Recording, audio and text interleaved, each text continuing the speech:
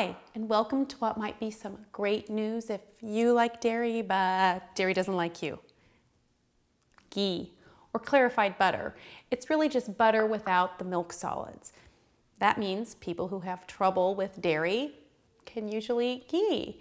And that's what we do at our house. We put it in a lot of recipes that call for butter. It's delicious. In fact, in Ayurvedic tradition in India, they even call it holy. Ready for some controversy? I think non-fat diets are non-healthy.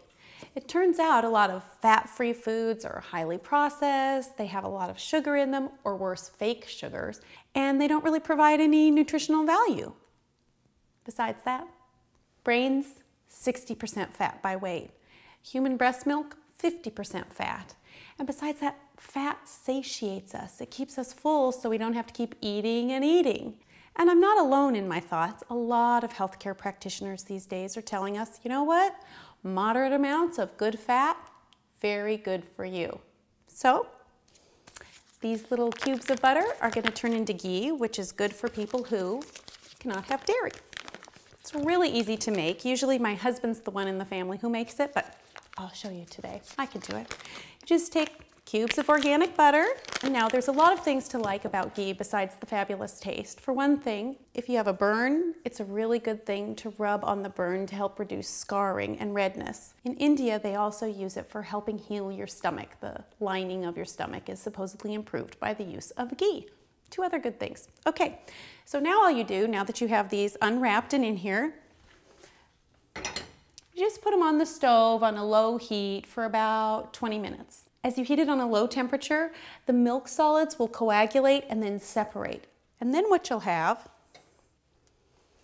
is this. See, you can kind of tell how they're separated. And all you do is you pour them in a strainer. Now, my strainer, not very high tech. It's really a real strainer that we've taken the handle off of to make it more stable. And then I take some chlorine-free paper towels, because you don't really want to put chlorine in your ghee. Spread them like this, and then I pour it in.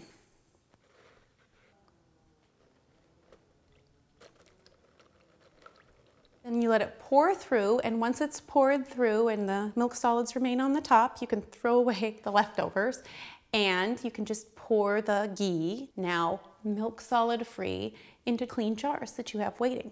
As if you needed another reason to really love ghee, here's one that might totally surprise you. Organic ghee, the only kind I recommend, has conjugated linoleic acid, also called CLA. And in the natural form, researchers are now saying can actually help slow the progress of heart disease and, ready for this one, improve the lean fat ratio in your body. Who guessed? Some experts postulate that this could be the reason those butter and cheese eating French women always stay so slim.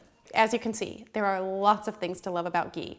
Now, when you store it in the jars, it's supposed to last a long time. You don't even have to refrigerate it. But to be honest, we do so much recipe development here and general eating of ghee that I couldn't tell you how long it lasts. I can tell you it's delicious, and I hope you enjoy it. If you have any questions, just look for the answers on the website.